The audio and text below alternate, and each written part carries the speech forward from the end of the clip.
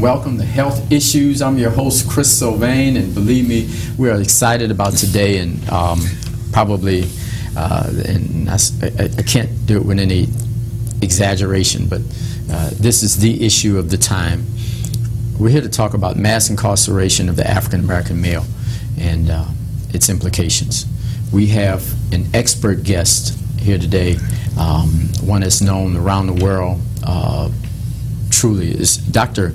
Peter Scharf from Tulane University. He is professor of global health, the Tulane School of Global Health. Welcome, Dr. Scharf. Thank you so much, Chris.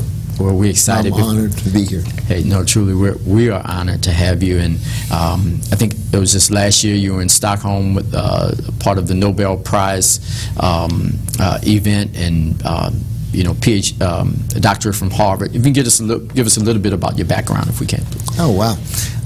Well, I've worked in corrections for much of my career and with the police in criminology, really. And I began in 1970 when Richard Nixon was president. Wow. After some military. And, you know, I've been doing this a long time, and this gives you perspective. When I started, and it was a Harvard project in the Connecticut prison system, okay. Chester Prison, there were 171,000 people in all of state prisons. Today, there are about 1.7 million. Wow. So I obviously wasn't doing that good a job. You know, we've increased our caseloads by 10 times. And, you know, with the result, and, you know, we have a gulag. You know, the gulag is in Solzhenitsyn's Russian, you know, prison system. And we have about 1.7 million in state prisons, 400,000 in state jails. Wow. Another 120,000 in juvenile prisons, and we have about 6 million people on community correctional status. And if you add to that individuals who've been in the system and who have criminal records that are memorialized in our criminal information systems, you're well over 10 million people. And the sad, you know, and the issue of our subject today is something that I've studied and very troubled about, and there's no dispute about the impact that in different states, and actually the research I know best is Washington State, and I worked with Dr. Robert Crutchfield, who's a professor of sociology at the University of Washington. And in Washington State, the African American population is about 9%. The state jail rate is 45%. And in the research that Dr. Crutchfield did, you know, we began to drill down on why is that? What are the causes? And we found it very, very complex. You know, the most easiest answer is probably not true, that the cops are racially motivated and racially biased. So the Justice Department's study of NOPD, you know, says that we engage in race-based policing. I'm not going to dismiss that out of hand. Right.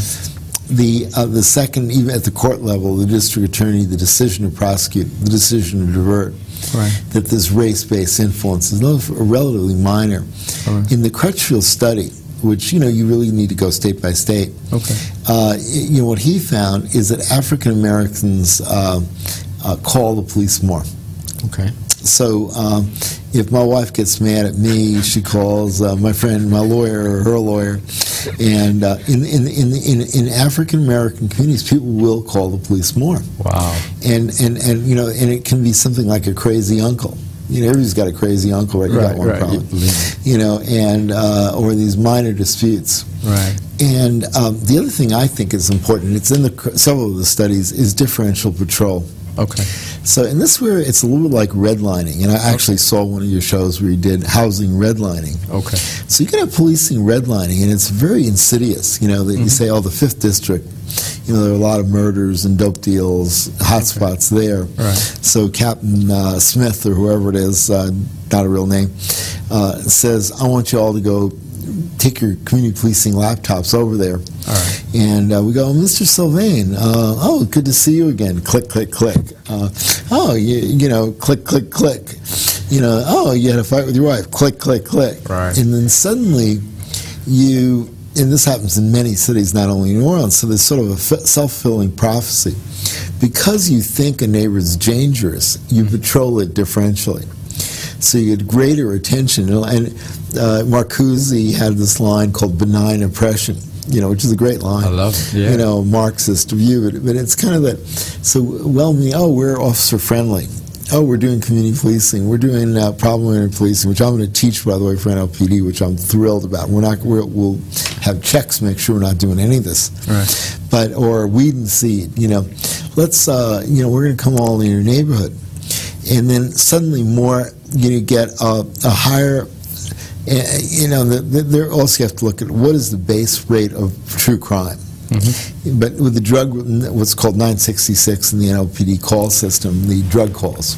Okay. You know, sort of, you know, how to sort of patrol allocation. It isn't like somebody's being a horrible person. All right. They're looking at the crime maps and saying, my God, there's a lot of activity over here, on and on and on. Now, and what's very difficult as a researcher to figure out is what's the differential between the true rate of crime, whether it's murder, which I know best, and I'll go through that in a second, mm-hmm. versus the you know, the cases that result in arrest, clearances, prosecution, convictions, sentencing. Mm-hmm.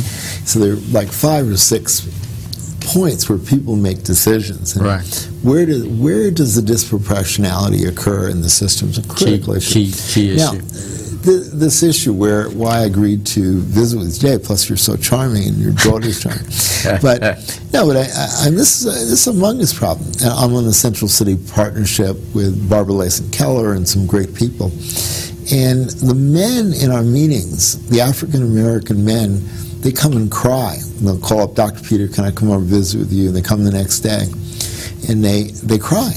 They say, I cannot get a job in Walmart. There was we're right next to Xavier University, and a guy I got to know very well who was now in jail. And he was a pharmacist. He was a licensed pharmacist. D-Pharm from Xavier University. Mm-hmm. Got into this drug conviction thing. Mm-hmm. And, you know, and let me tell you what happened. Not only him, but other African American men, they cannot get a job. So start filling out these applications. The way they do it now, they have a screen. Mm-hmm. So, you know, even if you don't check it, if you appear in what I call a digital gulag, I've written about this digital gulag list of names, mm-hmm. you know, a lot of them are African American. And so Mr. Jones or Mr. Scharf or Mr. Sylvain tries to get a job, and you fill out this beautiful recommendation. You are qualified for this job. And, you know, but your name gets picked up in the criminal history rap sheet, they call it, and you get a hit. You're out of the job search, even if you're qualified. That's the truth of it. Now, what happens then? One, you have these men who almost become sort of sexual slaves to some of the women with employment. The other thing is you become fodder for the dope markets. So you think if you were running a drug business, what would you just love to have? A lot of people who can't work anyplace else because they'll work for you cheap, right? Mm-hmm. With all the dangers of murder, being killed and arrested and all that kind of thing. You know, so you get a shift in the labor force where you have stigmatized labor. You have this group of people, which is disproportionately African American, who cannot get job in the legitimate computer-based employment structure. You know, go to Target Mart, you can fill it out. Hey, they'll weed you right out. You don't have to do anything. Doesn't matter if you check the box or not. Have you ever been arrested or convicted? You know, the second thing is once you're in the system, you're out of the labor market for a period of time. Your wife leaves you. You lose your house because you've been in Orleans Parish Jail for a period of time. And you become, and so what we do, and there's a word in public health I love, medicine, called the iatrogenic cure. That means you go to the hospital, get a kidney infection, and die. So the criminal justice system breeds crime. And so you create people who are out of the system, depressed. You know, I had a student, we had these great students at Tulane. I had a student who looked at continuity of medications. This is an amazing study. Cassandra Castillo did this study. And she found that, you know, so you're taking drugs while you're in the facility. She was, I think, doing St. Charles Parish. And then you leave and you can't get medical continuity, continue your serotonin, Prozac, whatever it is. So you use street drugs. So the fact and I was at a meeting in Florida with one of the great judges, Judge Orlando, that one of the biggest crime risks is being part of the system. You think about it, you know, that you have all these other risks, poverty, everything else. But the biggest risk really is that you've been in the system, because that changes everything. Question there. Sure. Not to I'm talking to you. No, we're good. Not to cut you off, but and I think we hit the point that there is a system that people are responsible for, legislators, and that I would think it would be the legislative branch mainly. The judicial branch, yes, but I think for the most part the legislative branch creates this system, and the judicial branch, you know. Okay, looking at the actual end effect of this mass incarceration, all of these things, not being able to get a job, the destruction of a people. We're looking at the destruction of a people, African-American males. Percentage-wise, you're talking about 45% Washington State. New Orleans is highest in the world. Louisiana highest in the world. That's 45% of the prison inmates. Of the prison inmates. That's okay, but still, basically right. So we could be looking at in New Orleans, I think we were talking about earlier, I was saying 45%. I'm lowballing it. It could be 70, 80% of the young African-American males. I mentioned, you know, with the Mayor Barry election, none of the white people thought he could get elected, and he won by 60%. It's because 80% of the males in the study of the voters had some contact with the criminal justice system, so they didn't look at it as going to law in prison 80%. The same way. Exactly. So then, looking at the United Nations, look at how a people are treated. Are we dealing with genocide? Well, you know, as I said before, and that's a very fair question, by the way, I think the result, you know, being from that definition, destruction of people, it works. I think there's a part of, I mean, I'm a parent of 4 kids and 5 grandkids now, and I would hug my kids. I mean, the risk of death, I mean, we're studying gunshot injuries, kids who brain injured in these crazy shootings, these almost all beginning with drug transactions, being swooped up in a drug bust, you know, getting a record. I would just, given those realities, I would just hug my children and I wouldn't let them out of the house unless I thought it was safe. And the other thing is we have to deal with in New Orleans, let's be real, is we have a narco economy. Term I think you and I had somebody say, oh, we used to have theaters and grocery stores. That's when the dope was flowing easily. And you know, mothers get in this dilemma. You know, my mentor in this is Barbara Layson Keller, is the president of the Central City Partnership, which I'm a loyal board member. And she'll say, let's say your lights are getting cut off, and your 15-year-old is dealing dope, right? You know, and you know, and he says, "Mom, I want to help you keep your lights from being cut off." You know, and it's easy to get into this facilitation of the dope culture. You know, in some of the music. Now, as you pointed out, the overall use of drugs may not be that different, or are not that different across races and communities. Right. But and part of it is doing it outdoors, you know, there are things like that. But from a policing standpoint, though, does that make it a worse crime? Well, the issue of where drug enforcement should be on the you know, agenda is a very fair issue. You know, that we need a lot more public dialogue. The other thing is, why using arrest as a tool in a variety, including drugs. this sounds crazy. We had 100,000 arrests in 2004. We only have 240,000 people. Adults. Well, then we had 450. But we still. I mean, you take away the grandmamas and the 3-year-olds, and you're right. And it's crazy. And we have gotten in this. Our crack cocaine is hooking and booking and giving people records. That's our crack cocaine. That's the system's crack cocaine. Yeah, hooked on it. And we have, people talk about the achievement during the Pennington period, which is real. But that resulted in a digitally stigmatized, I'm using another word for genocide, I'll use digitally stigmatized. Okay. We have created an underclass and a labor market for the dope peddlers. The dope peddlers just want to kiss the system because they're creating free workers who free can't labor get jobs. Huh? Low wage laborers. Low wage, high risk. You might get killed. They have no choice but to participate in that labor market. They have a choice, but yeah, basically that's one of the few legitimate opportunities. And yeah, you'd have to be Mother Teresa to stay away from that opportunity. Literally, and it's and I agree with you wholeheartedly on two of the things you said, Chris. One is that this is the sleeping elephant. And there's Jerry Sneed, Homeland Security Director. They're doing a seminar in the Lutheran Baptist Church, Pat Keen's church. Okay. I think I'm going to be in Florida. I think it's Tuesday, if I'm right. And feel free to call Reverend Keen, my friend. But this is a humongous issue. The other thing is, the marriage imbalance. Is just incredible. I mean, if you can't get a job, you can't support a family, you can't support your children. Who's going to marry you? Who's going to marry you, right? And, Match.com, I know they're starting to check for this, before you fill out your eHarmony and Match.com, find out what you want their HIV status and their criminal history status, And it is a folly. The other thing now, people may not realize, let me be a criminologist geek for a minute.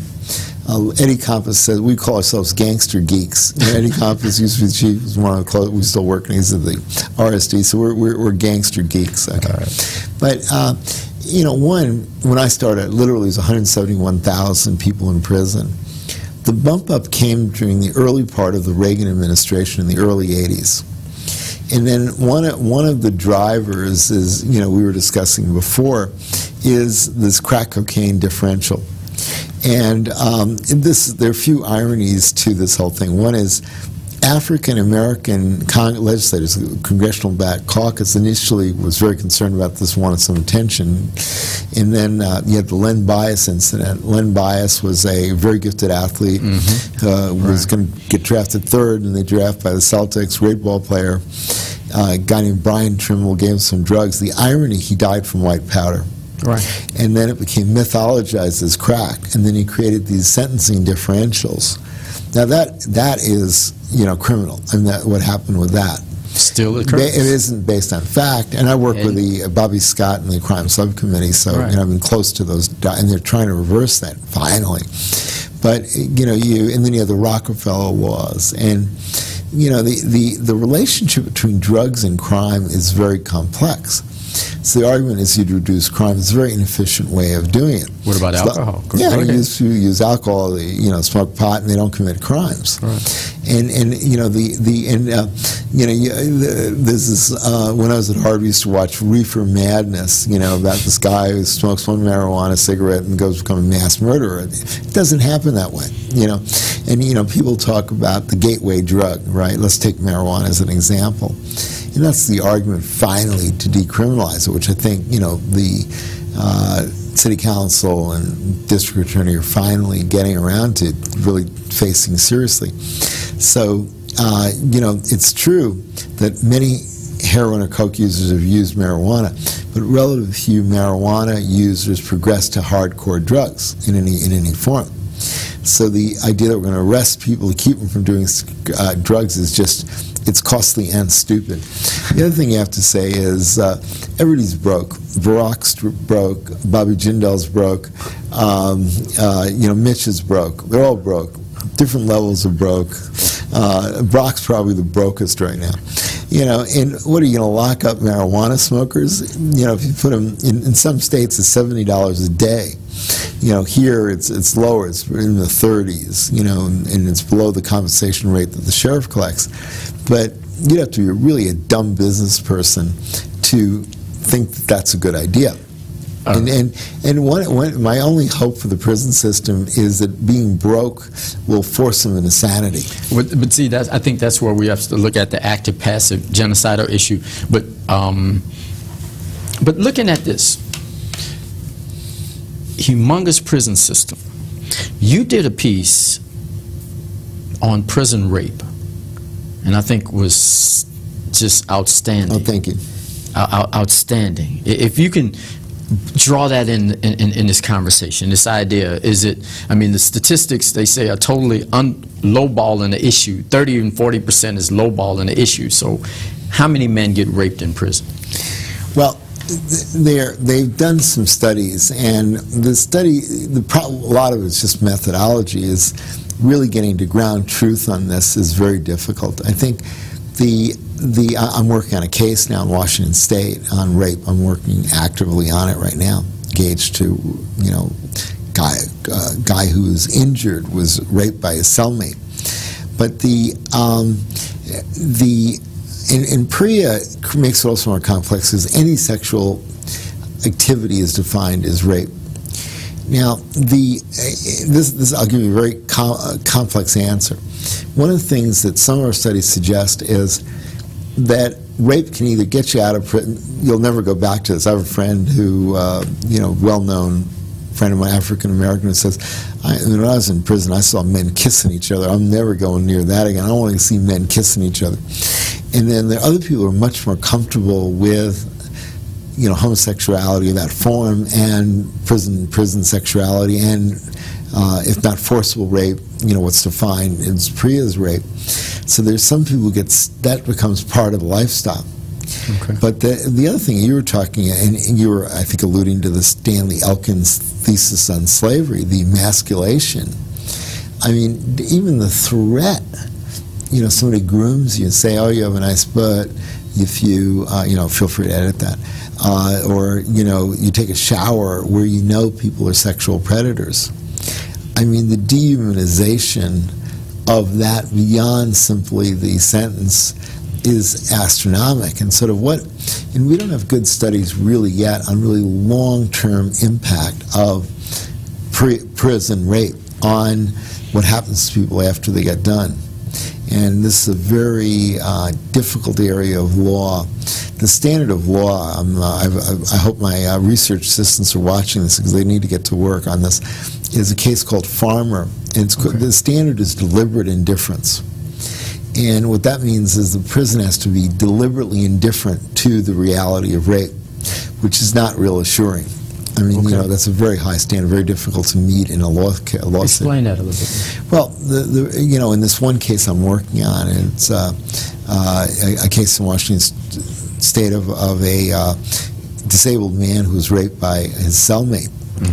And to win damages for this person who's raped, you have to prove the prison not only messed up, you know, missed stuff, and he was raped over a period of an hour and a half. Nobody watched. And so, but the standard of deliberate indifference is very difficult to meet. So deliberate indifference of the prison guard, the prison system. Oh, this whole system. The system in and of itself. Yeah, and they, you know, wrote emails in this case to each other saying, well, I think we missed something, but does that meet the standard? And what it just shows, and this is where I agree with you, we have a lot of institutional mechanisms that perpetuate this level of 1,700 offenders. And the other thing is, you know, the problem is if you release them all at once, let's say you just empty the prisons, a lot of them come back in months because they're so poorly prepared for society. And one of the major factors is what you mentioned is the prison rape factor. You know, you get used to a crazy lifestyle and you find it very difficult to function on the outside. Question then. If the arrest, conviction, and prison time were fair across the board, or equivalent. If the amount of African American males were sent to prison at the same rate of Hispanic or white males, that would be proportional to the actual drug use. What would our prison system look like today? Well, the drug case is it's very difficult to know, to be honest. I mean, to really detect who's using drugs in their homes, that kind of thing. And some of these self-report things, just methodology. But it would be far less disproportional than it is now. But this is what I want to give you a troubling area. I did these 2 reports on murder in New Orleans. Mm-hmm. And this is where I actually quibble with the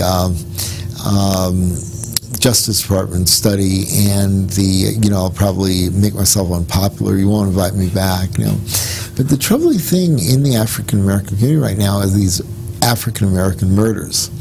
That in the study that came out from the Justice Department, this is one that's not, Charles Welford from the University of Maryland. 94% of the victims of homicide, probably 96% of the perpetrators are African American. True. And sort of with that level of crime, and then so with where.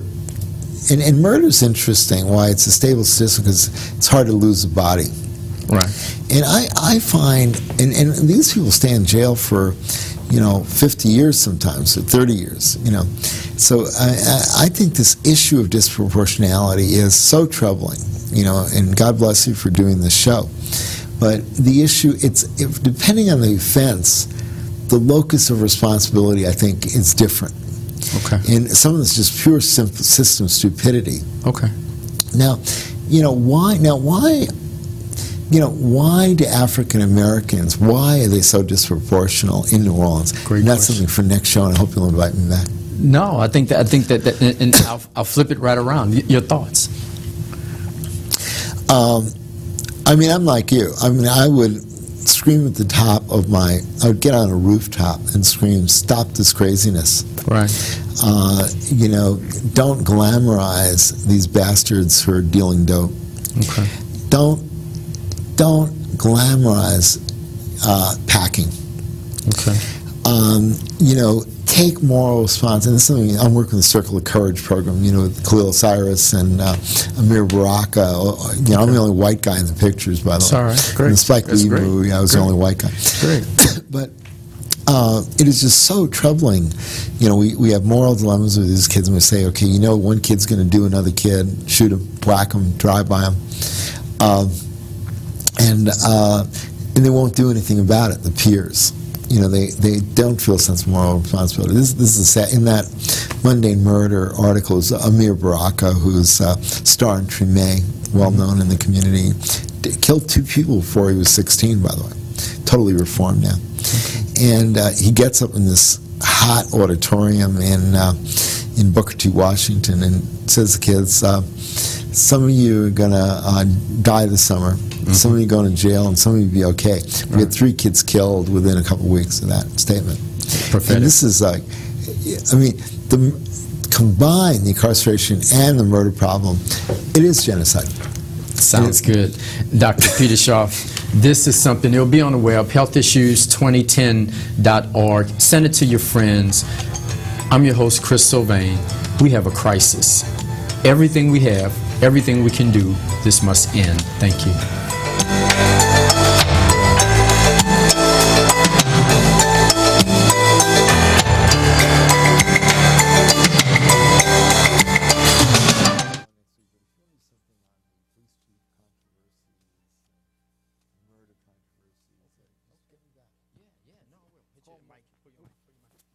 Did that go well for you? That show?